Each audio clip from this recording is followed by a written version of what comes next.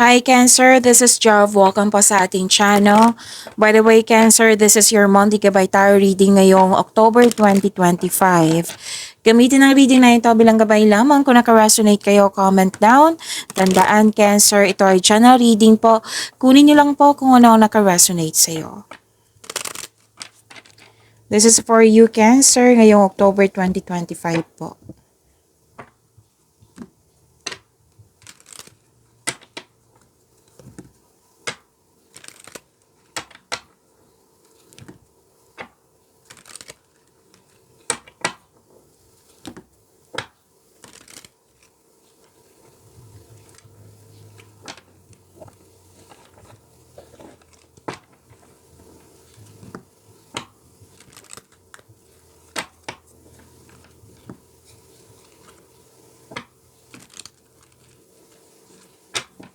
Para po ito sa iyo, Cancer, ngayong October 2025 po.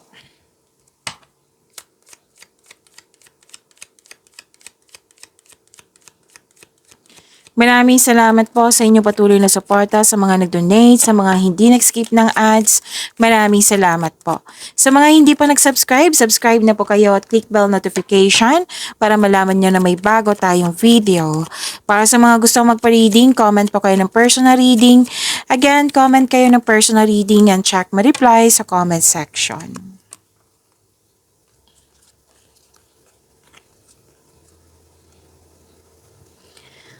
You love yourself more. Nagkaroon ka ng time para sa iyong sarili, Cancer.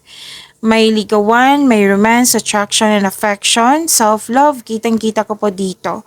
At may humihingi ng time sa iyo. Pwedeng bata ito or ito yung inner child mo. Nakita ko rin dito na may na-hired kahit walang experience. Nakita ko rin dito bago simula sa trabaho, sa proyekto, sa negosyo, sa relasyon, sa connection sa isang tao.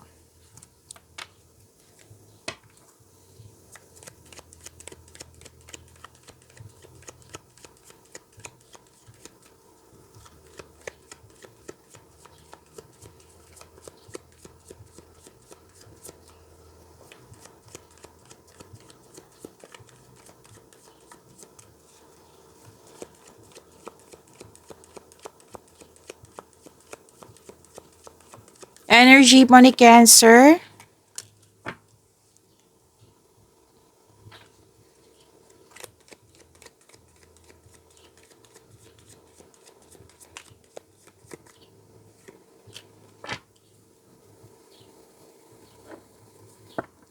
Kung may napansin kayo na repeating message, yan po yung pinupush ng card sa inyo. Like for example, nanood kayo sa monthly gabay tarot reading, daily gabay tarot reading. Oo, monthly gabay tarot reading nyo, sa daily gabay tarot reading nyo, sa weekly gabay tarot reading, at may napansin kayo na repeating message. Yan po yung pinupush ng card sa inyo, Cancer, na kailangan yung bigyan ng atensyon, solusyon, at aksyon kung maaari po. So, na yung energy ni Cancer.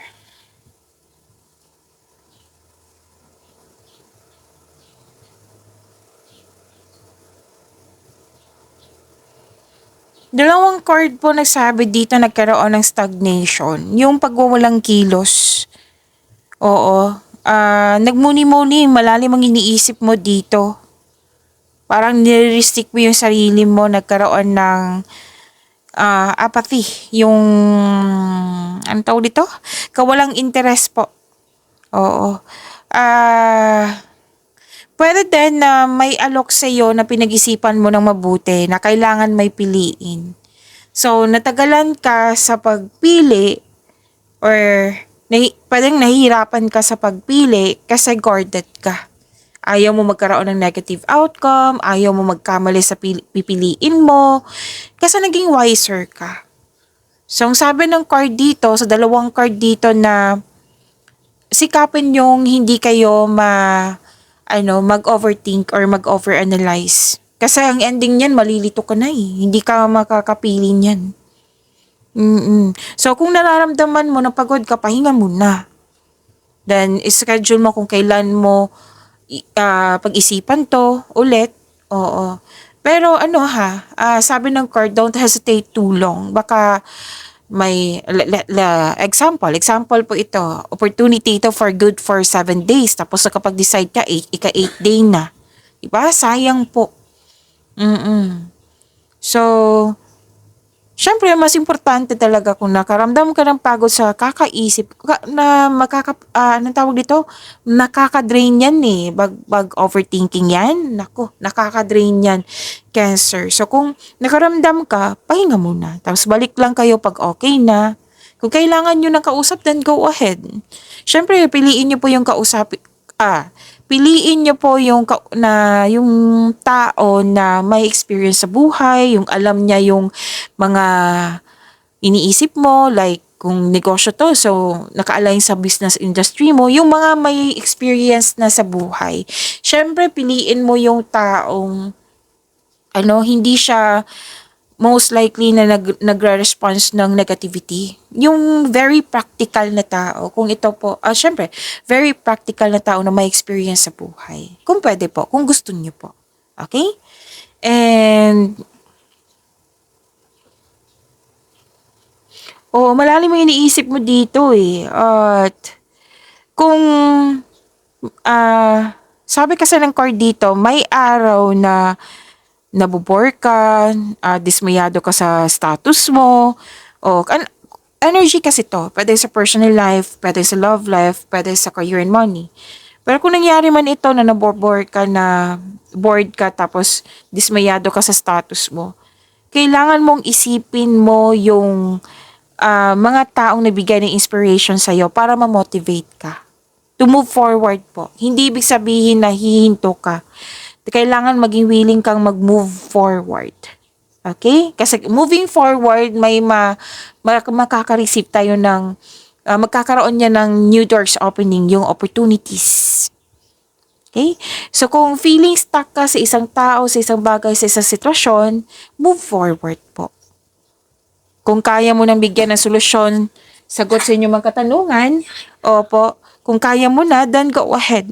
Para ano tawag dito, ma-let go mo na. Okay? Mm-mm.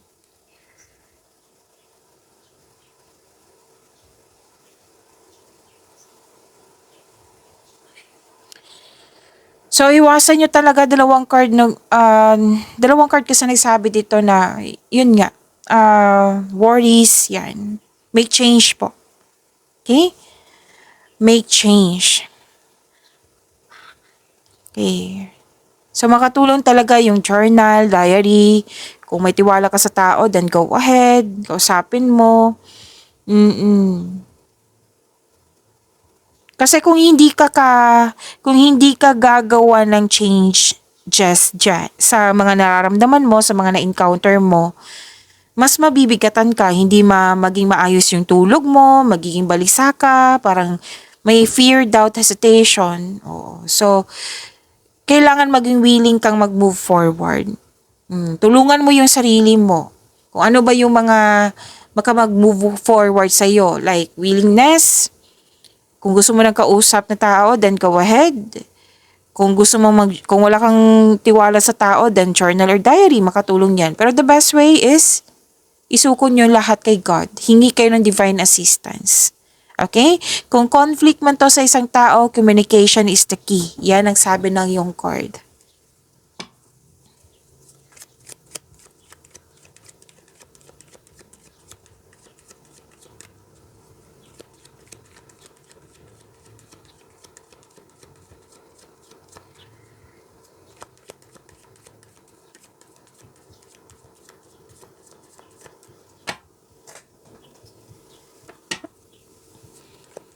Career and money, career and money.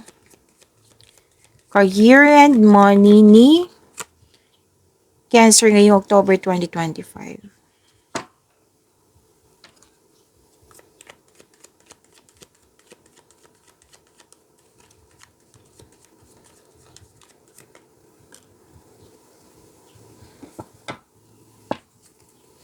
Ganda ng career and money mo. Cancer.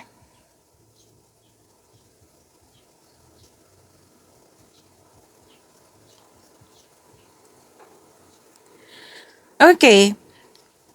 Opportunities. Kitang-kita ko dito, lalo na sa job opportunity.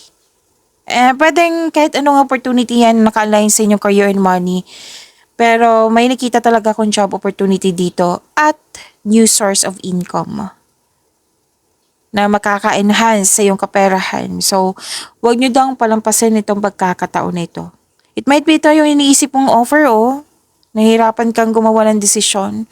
So, ang ganda po ang yung sinabi dito. New source of income, job opportunity, any kind of opportunity na magkakaroon siya ng financial growth. Sinabi ng card dito, huwag palampasin ang pagkakataon na ito. Kasi opportunity eh. Sayang naman kung mawala yan. Oo. Pwede din nag-enjoy ka sa mga ginagawa mo dyan, magaan kasama yung mga kasamahan mo. Nakikita ko yung pag-aalaga mo sa yung career and money. Lumabas din siya dito. Yung pagmamahal, pag-aalaga sa yung posisyon, sa yung trabaho. Personal development, andito din. Yes. Mukhang may bagong kakaibigan dyan. Bagong kaibigan, bagong kakilala na bagaan ang loob mo sa kanya. Wow.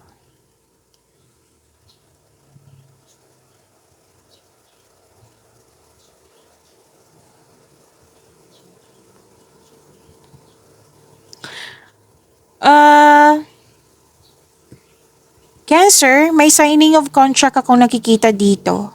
Yes, may hustisya na parating sa'yo. May magaganap na challenges pero huwag kayong mag-alala kasi positive outcome naman ang sinasabi dito. So claim niyo po ang positive outcome na ito. Andito pa rin. Lawang card na mismo nagsabi niyan ha. Job interview or any kind of negotiation na magkakaroon ng successful agreement. Kung ano, any kind of negotiation na naka-align sa career and money mo. Sinabi yan ng dalawang card mo, ang ganda. Mababalanse mo yung kaperahan mo, mai-improve pa ito, ang ganda Cancer. So this card asks you to use your logic and remain objective. Dahil ito ay nakatulong na ma-uncover mo ang katotohanan sa isang sitwasyon. Now, kung may legal concern kayo, any kind, legal concern kayo pwedeng sa, like for example, sa kasamahan mo dyan na may legal concern. Oo. Or kayo ito na may legal concern, may nakita ko ditong mananalo, mare-resolve na, magiging maayos na. Pero huwag niyong kalimutan yung signing of contract. Nandito po, claim niyo po.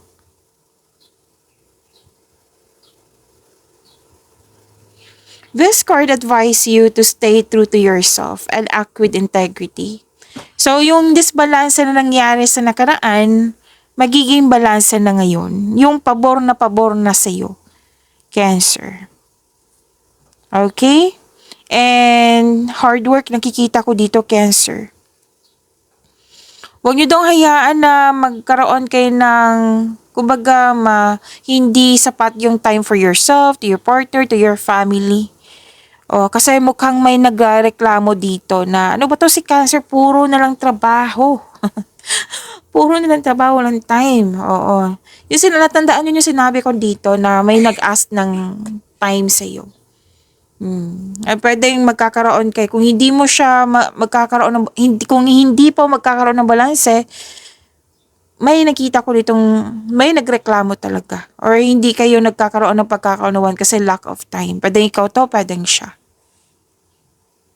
Pero huwag kayong mag-alala, may pagkakaayos nga. Ano man yung conflict, ano man yung disbalance na nangyari, magiging balanse na yan. Sabi ng yung card sa yung career and money.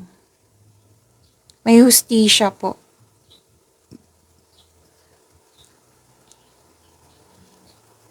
May matatanggap kang rewards, recognition. May promotion, no? Kaya pala may signing of contract. May promotion, pagtaas yung posisyon, sweldo, allowance, or kita. May makaka-receive ka ng positive review.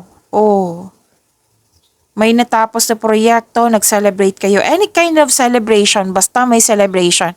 May nakita nga ako ditong some of you, tapos na yung construction ng dream house mo. Basta nag-celebrate kayo. Ang ganda nito. Nag-celebrate kayo sa yung na-achieve. Ready ka na sa new journey. This is the perfect situation. May kantimpala or positibong resulta sa inyong mga ginagawa. 'Di ba? Successful completion. You're reaping rewards. Success po. Perfect time. So, resulta to sa inyong mga ginagawa po.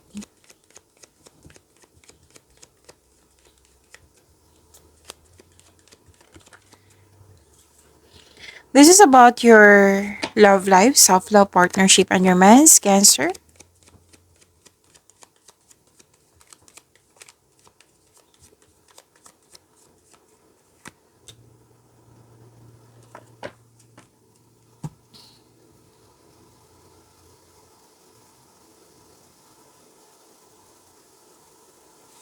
Oo, andito oh.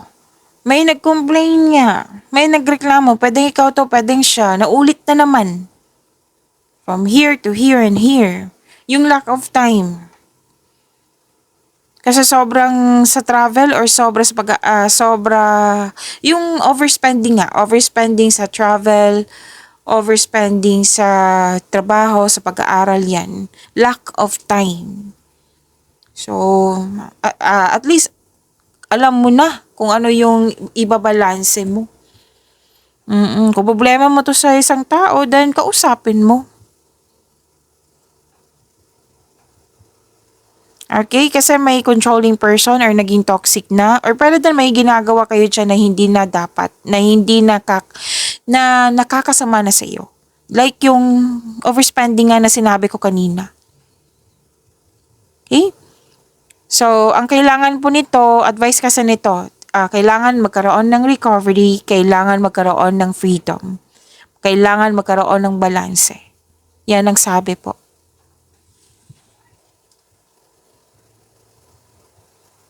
Pero alam niyo ba, at the end of the day, nakikita ko dito na ma-overcome niyo po ito. Sinabi ng card niyo po.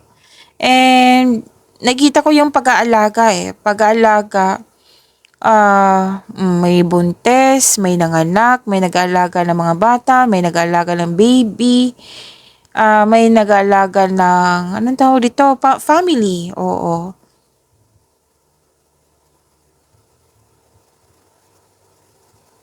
So, meaning to say, nagkaroon ng oras. Oo. Nag-enjoy sa pag-spend time sa bahay. O, nag-enjoy sa home decoration, di ba? At the end of the day, nagkaroon na ng oras. Sa mga single dyan, you have a wonderful romance, loving, maalaga, at compassionate. Marunong magbalanse sa emotion. It might be, this is your It might be, this is you. Kasi this is water signs It might be yung taong yun is a kapwa yung water signs, Cancer, Pisces, and Scorpio.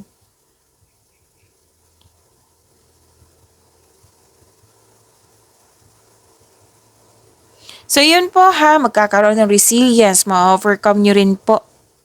Para sa mga single, have a confidence at lapas din kayo sa comfort zone mo. Upang sa kayo you have a chance to meet new people.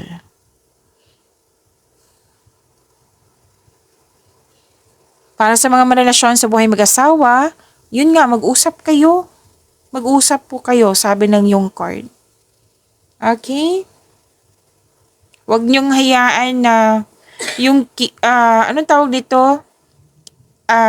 Yung dala-dala mo yung sama ng loob, bigat ng nararamdaman. Yan.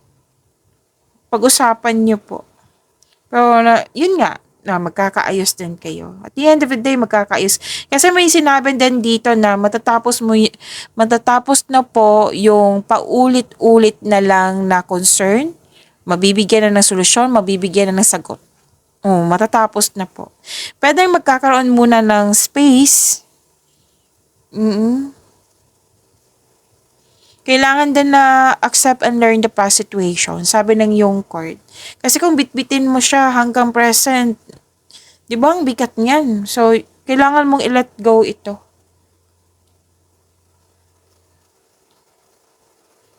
Nagkaroon na kayo ng time sa mga bata. Di ba sabi dito? Pwede sa inner child mo to ha. Di ba sabi dito? Nagkaroon na ng time. You're feeling healthier inside and out kasi na-overcome na. Masaya ka. Masaya ka na dito. And most likely, nag-spend time kayo sa pamilya, sa bahay. Nag-staycation kayo sa bahay. May outing, may happy bonding. Makakatanggap din kayo ng buntis or wedding. Makakatanggap kayo ng balita. Pag-imanin niyo po yung blessings sa binigay sa inyo, Cancer. See you tomorrow. Maraming salamat po.